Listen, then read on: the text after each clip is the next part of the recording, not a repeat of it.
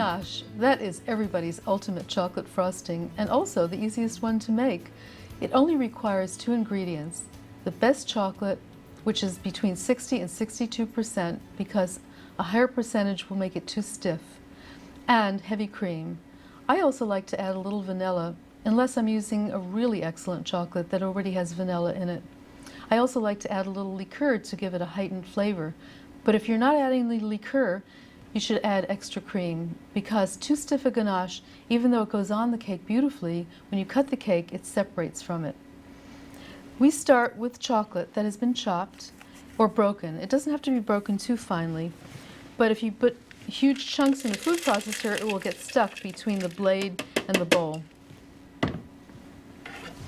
And this has to be ground powder fine, because if you heat the chocolate too much with the heavy cream and do it on the stove top, it will separate and form a layer of oil at the top that's actually the cocoa butter, and it will never go back into the ganache, so you'll have to start all over again and waste all that good chocolate.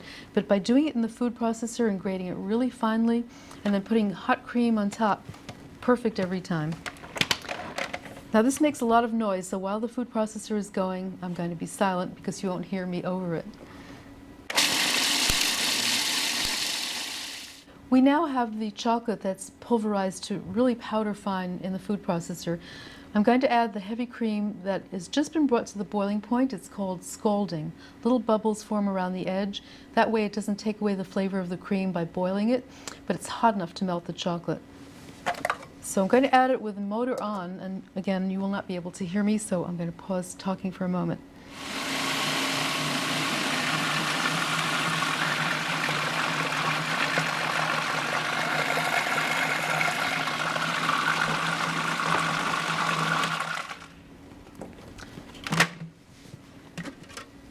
You can see a little bit of it flew up into the lid. We can just scrape it in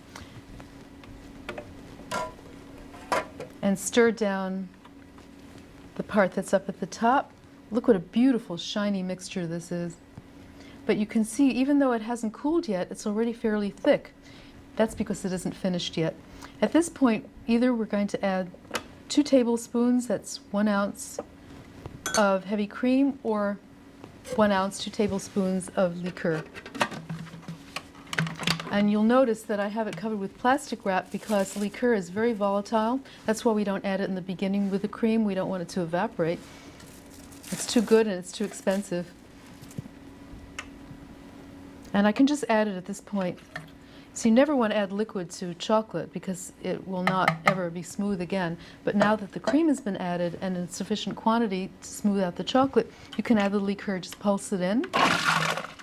Best to put the lid on so that the feed tube so it doesn't jump up into your face.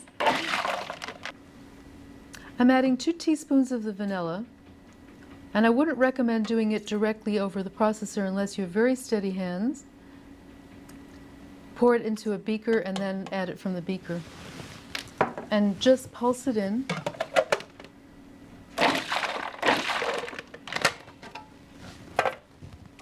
You have to make ganache ahead, because if you try stirring it while it's cooling, it will crystallize or it will lighten in color. And ganache can take several hours to cool. So what I generally do is I empty it into a bowl and let it sit for an hour. And then to prevent condensation, that's why you've allowed to sit for 1 hour. At that point, you would cover it with plastic wrap because it could evaporate a bit, and then it'll be too stiff again. So this is the consistency that it will reach after it gets cool enough, after several hours.